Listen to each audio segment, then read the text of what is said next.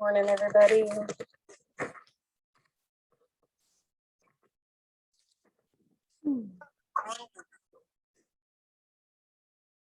Alrighty, I'm going to check y'all off and then we will dive right in.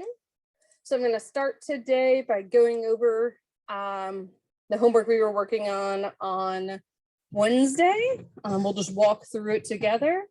And then we're going to dive into talking about our first type of assessments, which are educational assessments. And I actually sort of luck out. I had just received a donation for testing materials when I had to go into quarantine. So they're still in the trunk of my car. So I dug some of those out. And if we don't get to them today, I can show you Friday, which is really cool. So like I said, I'm going to take a second to just take attendance and then we will go from there.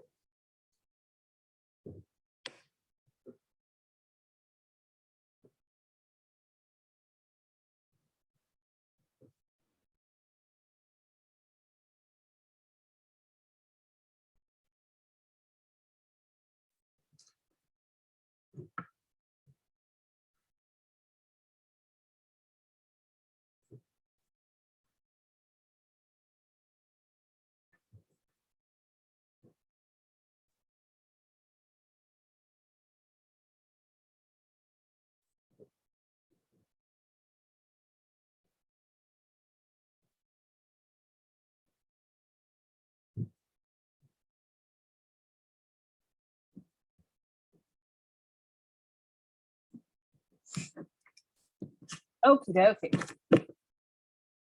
So I'm gonna turn on my fan real quick because it was like lugging things out of boxes in my trunk. I had to kind of dig through the stuff. My goal had been to have you all like 2 Wednesdays ago help me carry them in after class, but you know that hasn't happened. I haven't been back on campus yet, so it just kind of works out. Alrighty, so like I said, we are going to go ahead and get started by going over the assignment from the other day. And before we dive into that, I am going to be transparent with you as I was with my previous class. I am now positive for COVID-19. Probably not shocking to anybody since I've been continuously exposed to 2 people who had it. I found out last night via my chart, so I've yet to even hear from my doctor what that means in terms of additional quarantine time or what have you. As soon as I talk to my doctor, I'll talk to HR. I will just keep you in the loop. I don't want to speculate. I'm hoping they'll give me like time served and that I'd be back, Monday as we planned, but I can't say anything until I get the official word. So just keeping y'all in the loop. I feel fine. That cold thing I had last week that I thought was something different was just COVID. Moderna is working. I'm very, very grateful for the vaccine because of my underlying conditions. I may have been a person who ended up on a ventilator without the vaccine. So I'm glad to only essentially have had a cold. So I'm glad that you all have also been vaccinated. But obviously, I want to protect you and I will do whatever I need to do to keep you all safe. And if that means I have to teach from home another 2 weeks, as much as it will suck, and as much as I'm going stir crazy, I will do what I need to do to protect y'all. So, just putting that out there into the universe. Okay. All right, we are going to go ahead and get started. So I am going to share here. And so you should be able to see on one hand, the assignment from the other day, and then on the next hand, a calculator. I was gonna make a key, and then I realized it would actually probably just be more helpful to y'all, right, if I just did it with you, because again, normally I can write this stuff out on the board in class. That's obviously challenging right now, so I figured we could just do this together. I care less about you getting right answers than I do about you understanding what we're actually doing. So this will instead just turn into a teaching example. All right, so the first thing we've got to do, and actually I'm just going to make myself a note that this is the key for future years, so I don't unintentionally distribute the key before we go over it, right? All right, so to do the mean, I'm just going to add up these scores, right? So we've got, let me get over in this window, 88 plus 92 plus 80 plus 75 plus 60 plus 56.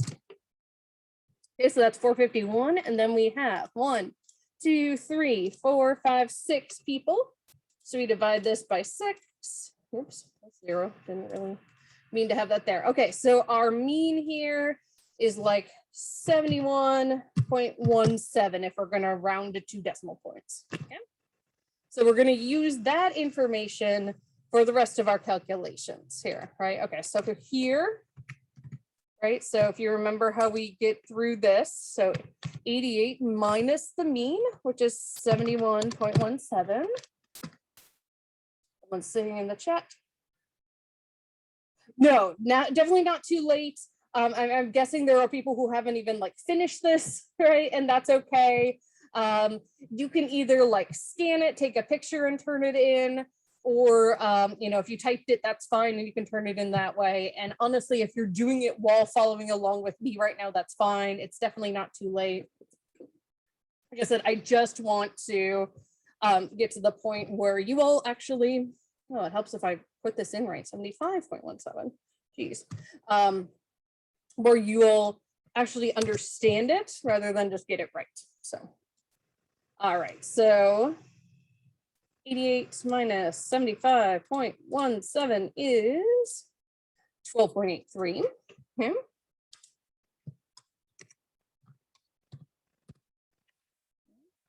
And we're going to do the same thing here. 92 minus 75.17 is, and I would, yeah, here, I'll just do everything.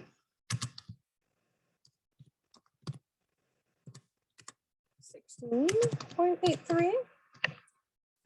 And again, on an exam, I would give you like this many numbers. I would never give you like 20 to work through. And honestly, if I have to quarantine again next week, we'll just make our exam take home, and that's fine.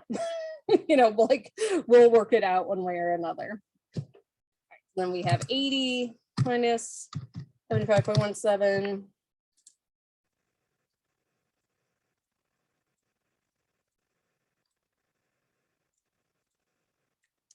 Is 4.83. Okay. And then 75 minus 75.17. So this person is pretty close to the average, right?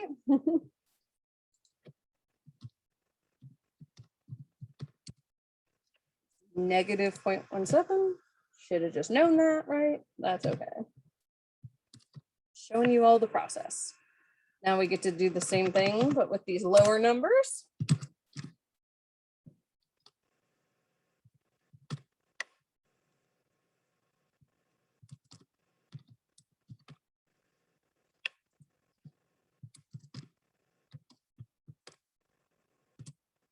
Oh, what's happening?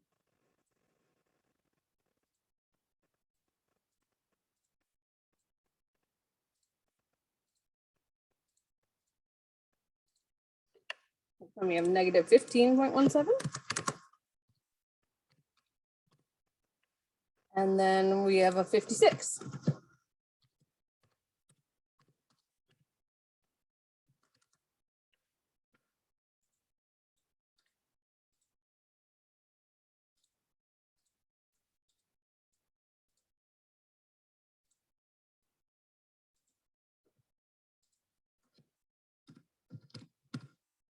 Okay, so the reason I wanted to do this out is because sometimes what happens here is that people are like, oh, now I just add up all of these.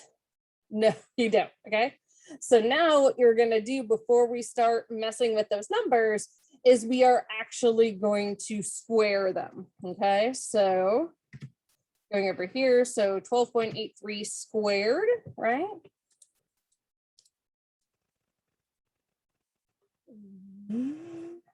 There we go. Okay. 183 squared is 164.61. Again, well, I'll go to 2 decimal places. All right, so now 16.83 squared. Oops.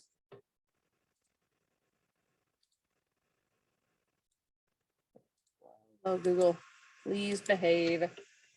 Okay, you know what? I'm going to use this other scientific calculator I've used before that's not as buggy. All righty. And all these are free that I'm using, by the way. So 16.83 squared is 283. 3.25. And then 4.83, oops, 4.83 squared is 23.33. Okay. All right. And then here I could put in negative 0.17 squared, right? But it's going to be the same as if I put in 0.17 squared. So, you know, I just do that. A negative times a negative is a positive. Okay. Oops. I don't know. It got confused. Let's do that again. No, I think it was just showing us the work now that it's been a half a minute since I've done this. So. Oops. Yeah, it's just showing us the work. So negative 0.17 squared is 0.03. And then we've got 15.17 squared is 230. 3.13.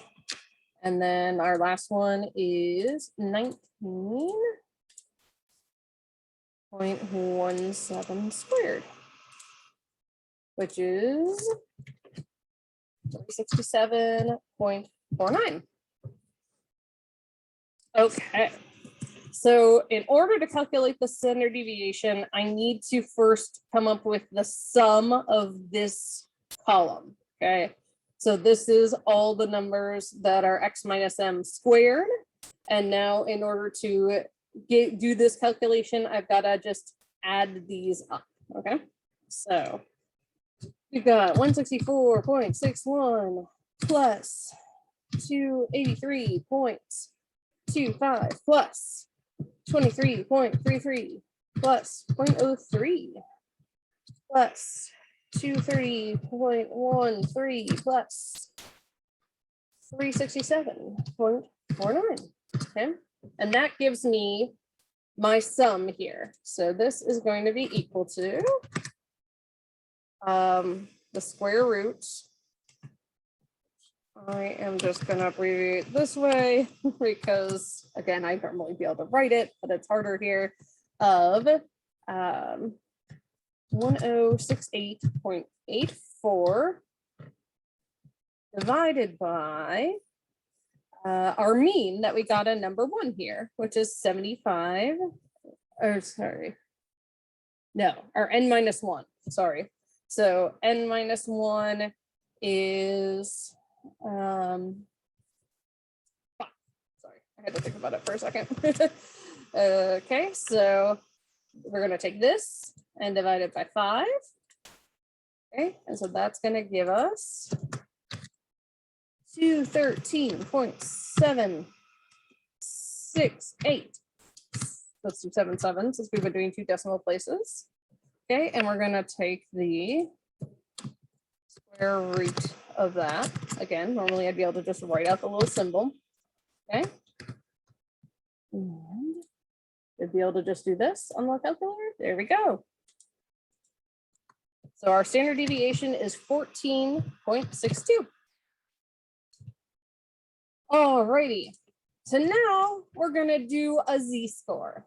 All right. So z is x minus m over standard deviation. So we're doing it for Bobby Mack's score. Bobby Mack's scored a 60. Bobby Mack did not do very well in this exam. He still passed. Good job, Bobby Mack. But didn't quite get to, where I think most of us would want to be. So we've got 60 as his X, right? That's his score. And then we're going to use our same mean. We got number one, 75.17 right here. Okay. And then that'll be divided by our standard deviation we just calculated, which is 14.62. If I were showing all my work, first I would do 60. Oops, here we go again. 60. Well, and actually we already did this, right? We had to calculate his X minus M here. So I don't need to redo that, but okay. So it is negative 15.17 divided by our standard deviation, 14.62.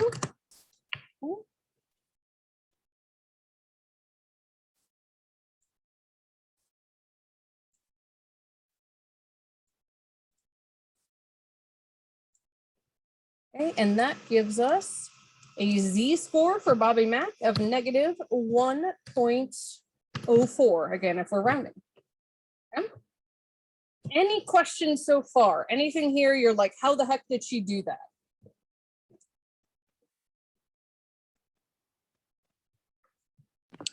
Yeah, so for number two, for the for that formula there, you plugged in you plugged in the, what was it for the formula? What did you plug in? So yeah, this thing here, this top here means the sum of the X minus M squared. And this column gives us all the X minus M squareds. So it's like here I'll kind of demonstrate. I put a plus sign there, right?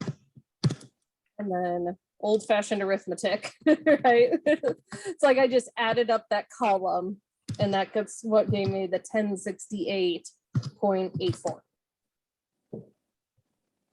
Does that make sense? And then the N minus 1 is just the number of people minus 1. Dr. Myers, I think for the number of people, that's what I was looking at. You put 5, but it's 6 people. Right, because it's N minus 1. Sorry, I could. Oh, N minus. Oh, okay. Yeah, I could have shown that work and said that this is, 6 minus 1. But thank you. Yeah. Haley, I see that you rounded to 3 decimal places. That is fine. Honestly, as long as you do whatever you're doing consistently, that is fine with me. And honestly, even in the scientific literature, you will sometimes see things reported with 3 decimal places and sometimes with 2. Other questions? Is this making more sense now that you've seen me actually work it out?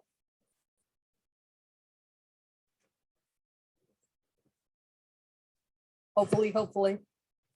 A bit. I still think I'm probably going to need to practice a bit more. That's fine. Yeah.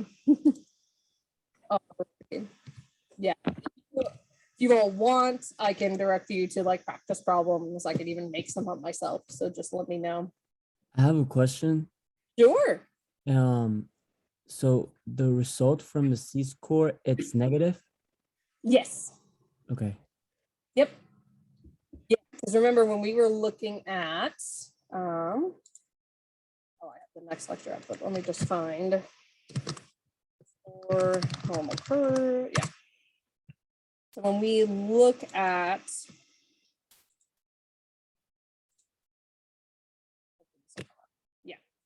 we look at Z-scores here. This is kind of tiny, sorry. But some of them are negative, right? So if you're below the mean, you're going to have a negative Z-score. And good old Bobby Mack got a 60 and the average was 75. So he would have a negative Z-score. Really good question though. Yeah, so Z-scores can be negative and it just means you're below the mean. Thank you. So that question, go ahead.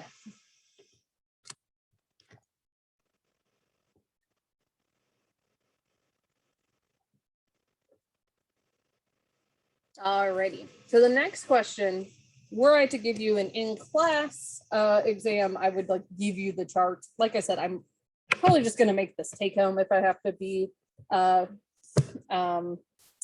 quarantined longer. But you know, we'll go from there. What can we do? All right. So now what you do is you find the Z-score in Appendix F in the back of your book. So it's page 329 if you have your book, and we'll convert it to a percentile rank. Here we do have to do some rounding, so we can decide if we want this, you know, to round down or round up. I'm going to round down just because those were the ways I was taught, you know, that if it's below, you know, 1.5, you round down. So we'll just use a Z-score of 1.0 to approximate the percentile.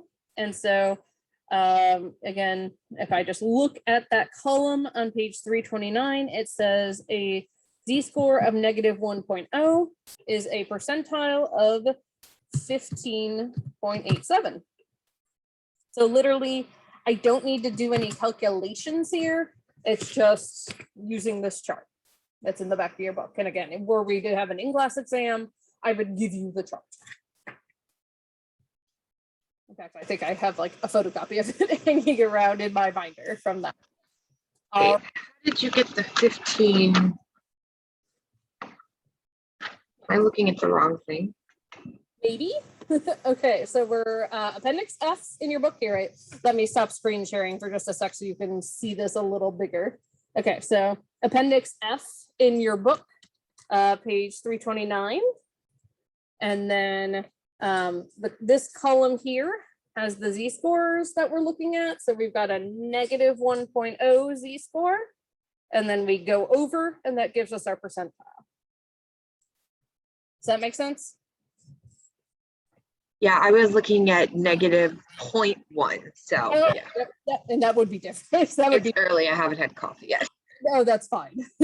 I understand. Yeah, today is a giant Coke Zero day for me, so I understand. All right, let me reshare here. Okay, so now what we're gonna do is do what we've been doing in class using my daughter's height, right? We're going to use the Z-score to calculate some standard scores, okay? So here's that formula. Okay, and remember here, all we need to know is that our Z-score that we just found is -1.04, right? And then this just becomes plug and chug. So our T-score is going to be equal to that Z-score negative. I mean, we could even write it out this way. T is always going to be equal to Z times the standard deviation, which is 10, plus the mean of 50, right? We're getting the mean from right there. We're getting the standard deviation from right there. We're just putting the standard deviation here in the formula. We're putting the mean here in the formula. Okay. For Bobby Mack, we know his Z-score is equal to 1.04, -1.04, excuse me. Gotta remember that negative. It does make a big difference. Plus 50, okay? So that is going to be, and I can do this in my head, but again, just for transparency's sake, I will show you that -1.04 times 10 is going to be -10.4. So -10.4 plus 50. So again, remembering back to like high school math, probably for most of us at this point, right? If we're adding a negative number to a positive number, then we're going to essentially be subtracting. But if I just say -10.4 plus 50, okay, so this person's T-score is 39.6.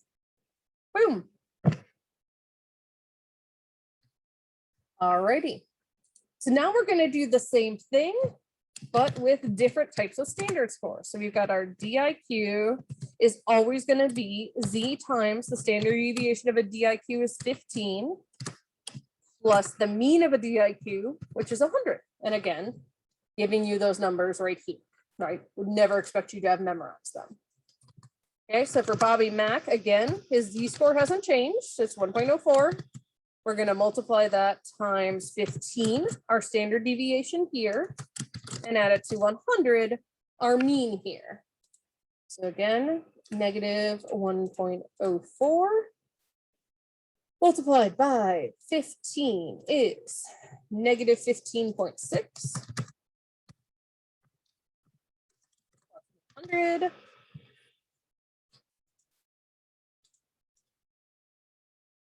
So his DIQ score is 84.4.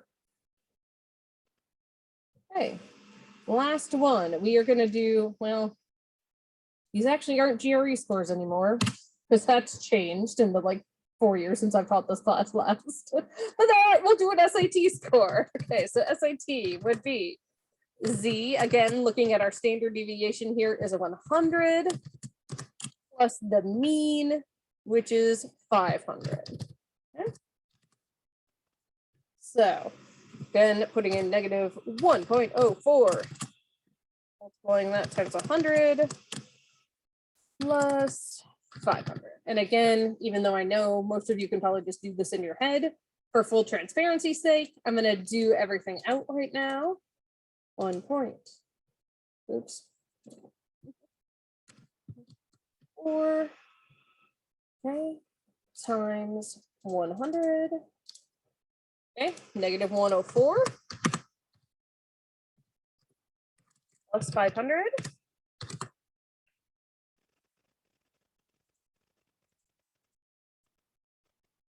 Would be a 396. Okay. Questions on this page and how to calculate standard scores. This part is obviously a lot easier than the first page.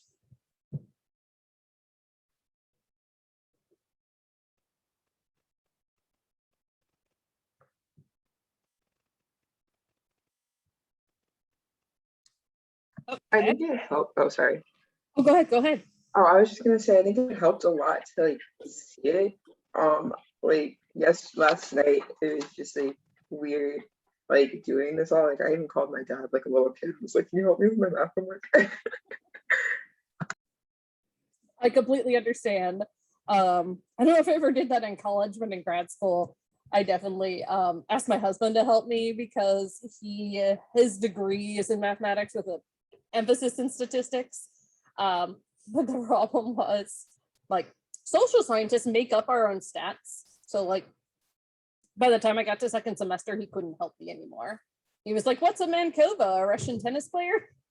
Like, no, it's something we do in psychology. So, yes, yeah. So, thank you. That actually took longer than I anticipated, but I'd rather you all actually understand this. Yeah, Haley, I'm sure that this is easy for you at this point since you're a math major. But yeah, I know that for a lot of us, seeing statistics in general makes us freeze up, right? And so hopefully by walking through it like that, that made it easier. And if you look that over, I'm not going to do it right now, but I will post that key. I'm going to write it in my hand so I remember, so that you can take a look at it. So if you read that over and you're still like, I don't get it, please, please, please reach out to me by email. We can set up an individual meeting and go over it again. I really want you all to not feel overwhelmed and like deer in headlights, if that makes sense. This is really, again, this is like the most stats we're going to do. Whenever I get back on campus, we'll try to do some SPSS together, and then you'll see how magic it is and how quickly it does everything together. This is just basically so you'll understand what we talk about the rest of the semester. Awesome. Thank you all for hanging in there. And let me go ahead and I'm going to do a new screen share here. Let me close these old PowerPoints just to try to give myself some more computing power, and go ahead and get us into our, yes, there we go, our PowerPoint. So this is the start of actually talking about assessments. Yay! So we're going to start by talking about educational assessments for a couple reasons. One is that your book author is a counseling psychologist who they focus a lot on educational assessments. And the other is these may be ones that you've actually run into in the past.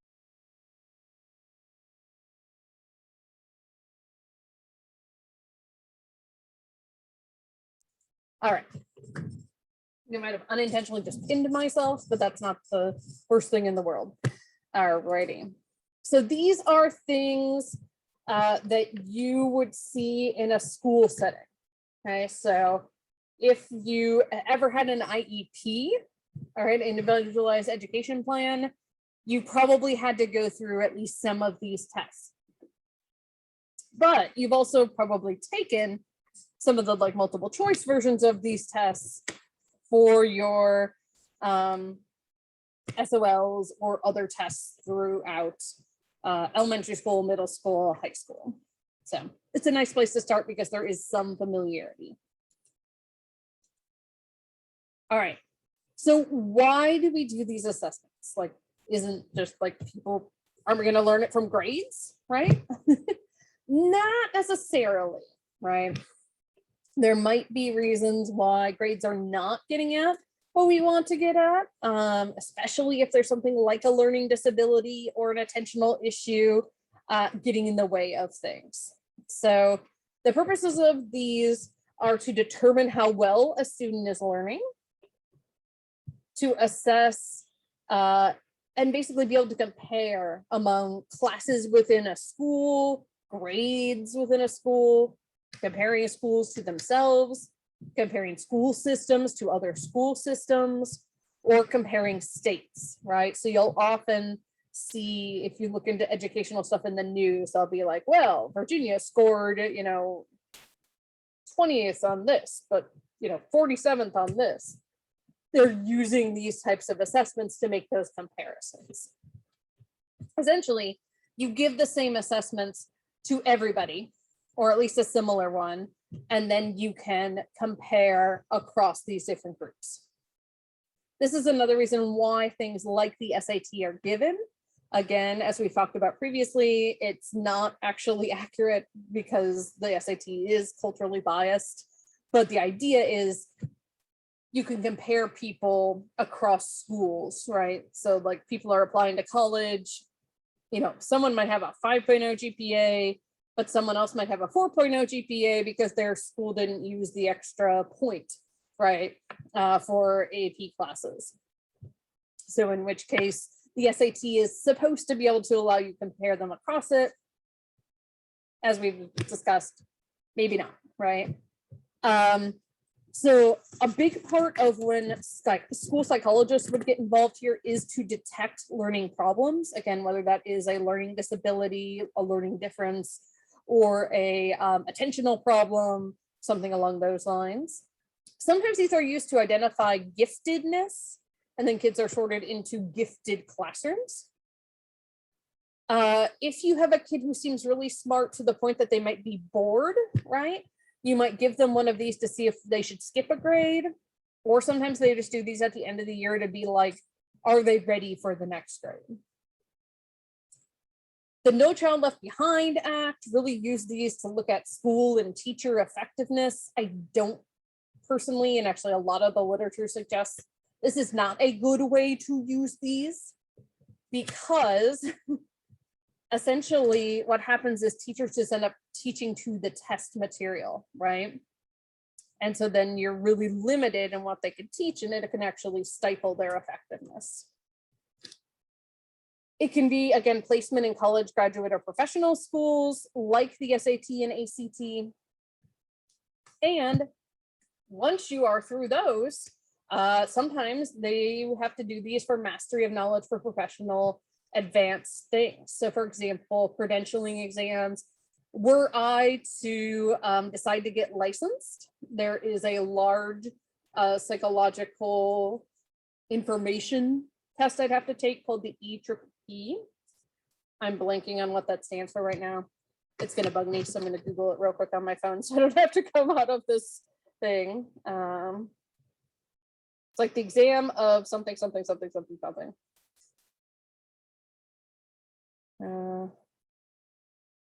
Examination for professional practice in psychology. Okay. It is a long and expensive test, so I have not taken it since I'm not going to be seeing clients. I just was like, no, don't need to put myself through that. If I ever did decide to become licensed, though, I would have to go through it. So actually, I have a friend who was the year before me in school, so he's now 12 years out from his PhD, who decided this summer to get licensed. And so he studied for and took the EPPP, and he had to do a few more hours of supervised work as well. But for him, he was like me, he teaches at a small liberal arts institution. But the area he's in does not have good psychological care. And he realized this more and more during the pandemic.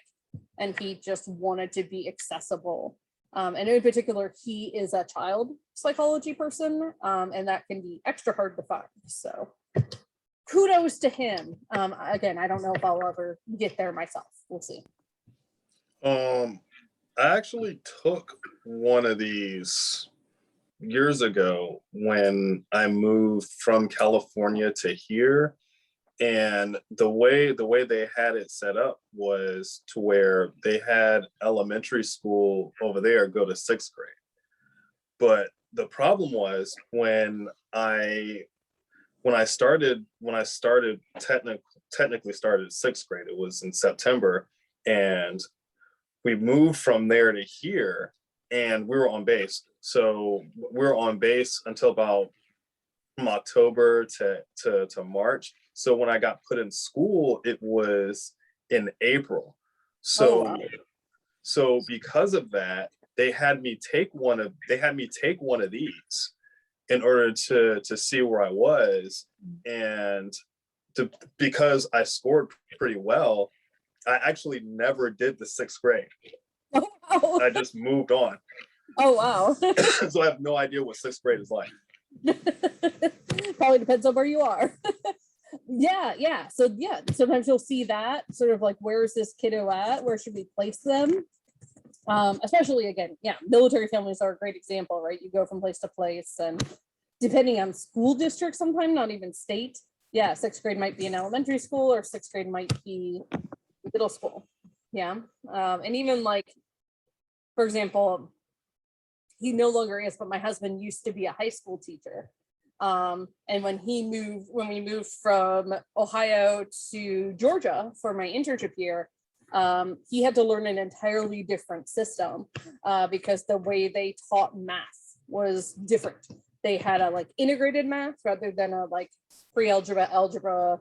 It was like everything was mishmashed together. So even something like, what you would think of as like a typical math trajectory is different. Yeah, so this can help us to kind of compare across those type of things as well. Definitely. Whoa, this turned out weird when I converted it. Hang on. Let's try to make that so you can read it without getting a headache. There we go. A little bit better. Nope, that's a little bit worse. Oh, okay. Woo!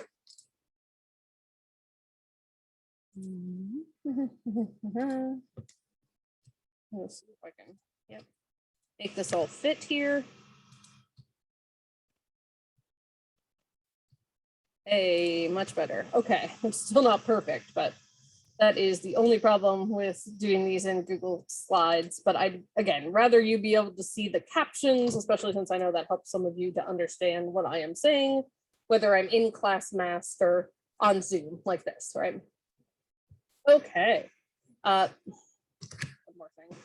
This is also supposed to be battery. Not batter. I don't know if I just made everybody hungry for cookies by using batter.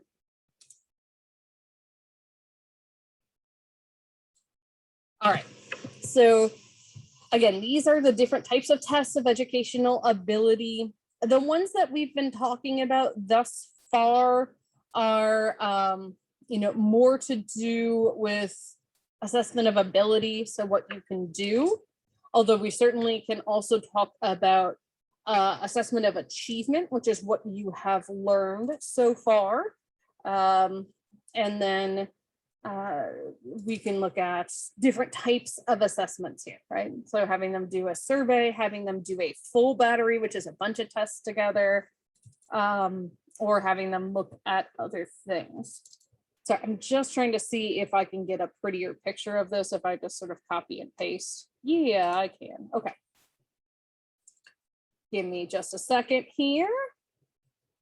And I can totally fix this. Sorry, I have never bothered to like go through my slides beforehand when I convert them because I just sort of assume everything will be fine. That's my bad. All righty. Happy. Back out of this once again. Let's get rid of all this. And this should be much more helpful. That's what it's supposed to look like. It's supposed to be a flow chart, but it just didn't translate over at all. Okay. Hooray, converting between file types.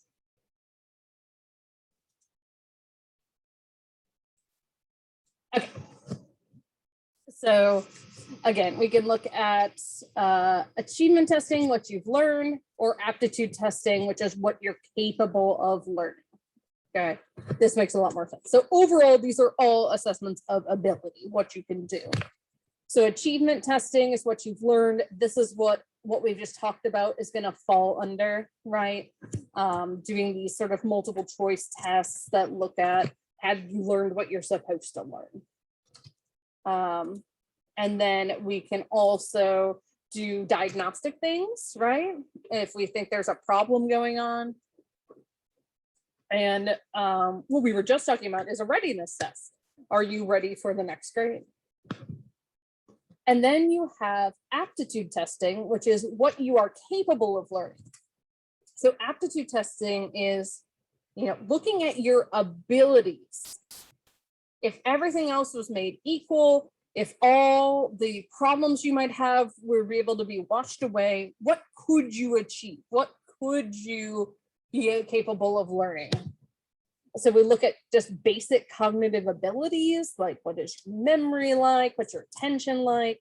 We'll look at intellectual and cognitive functioning. So that breaks down into intelligence testing, and then also neuropsychological assessment, which I know a couple of you are in my neuropsych class. This has a lot to do with testing things like memory, attention, visual spatial ability, things along those lines, right? We especially do these if we think there is something like an ADHD or a learning disability going on. And particularly if like the child has a head injury, we would want to get something like this done to see what might have changed. There are special aptitudes we might look at in particular. What can this person do in a particular area, for example? And then there are multiple aptitudes where we're kind of looking overall, right? What is this person's potential overall?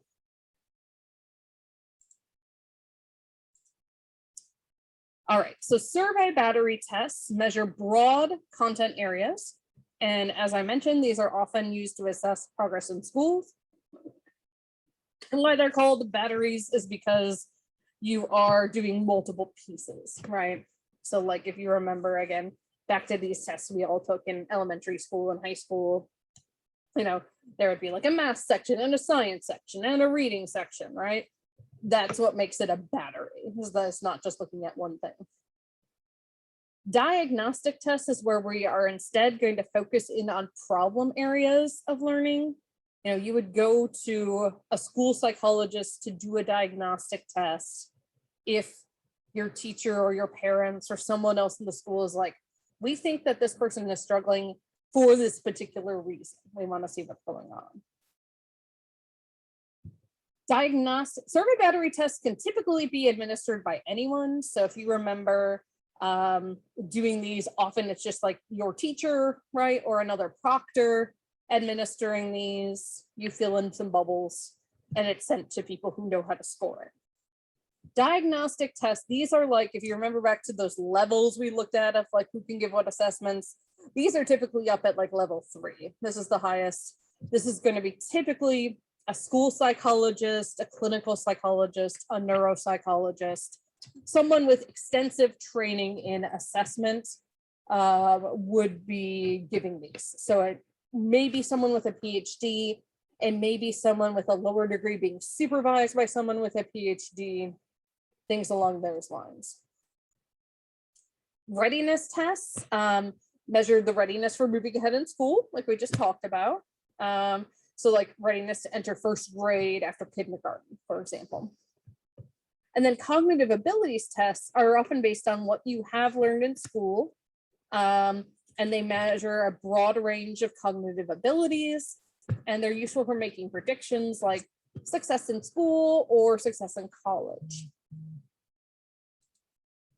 Alrighty. So you've heard me mention already the No Child Left Behind Act. This was a Bush era administration act. And it was called No Child Left Behind because it essentially wanted to make sure, the way they phrase it, that our educational system was not leaving any child behind by not providing for them properly in terms of their education. It's a great idea, right, in theory. However, it ignores a lot of the context. I was just talking about context and culture in my 202 class before this. Like the fact that schools are often paid for by property taxes, right? So if a school's in a more affluent area, it's going to have more money just based on that, right? So by comparing schools like that and then being like, oh, you're failing the students without giving them any additional resources, it's not necessarily that helpful, right? So according to No Child Left Behind, states must show adequate yearly progress is being made towards all students achieving at state specified academic standards. So states have to identify a test to show that this is happening. And this might be, some sort of standardized test. Often these are written for the states. Like I remember I did my schooling in Michigan growing up, and we had a very specific, it was like the MEEP. It was called as the Michigan something, right? We just liked that it was called the MEEP. Again, editing as I go here. So this is actually 8.1 and it's on page 160. And I'll just stay here because we're going to be down here in a minute. But talks more about the No Child Left Behind Act. And there's a different act that was passed in 2015. So it changed No Child Left Behind to Every Student Succeeds Act. And so instead of being at the school or district level, it moved it to the states. And basically they have to assess student scores on reading and math, have an accountability plan for raising test scores, have intervention plans for schools not doing poorly, or schools with low graduation rates, for example. And that takes some of the pressure off schools and teachers in particular, but just sort of passes the buck, if we're being honest, right? Okie dokie, so we will stop there for today and we'll dive back into this lecture on Friday, and I'll go through and check all the formatting before that. Thank you all for your patience with me. I very much appreciate it. And I will certainly keep you all advised as I get more information about things.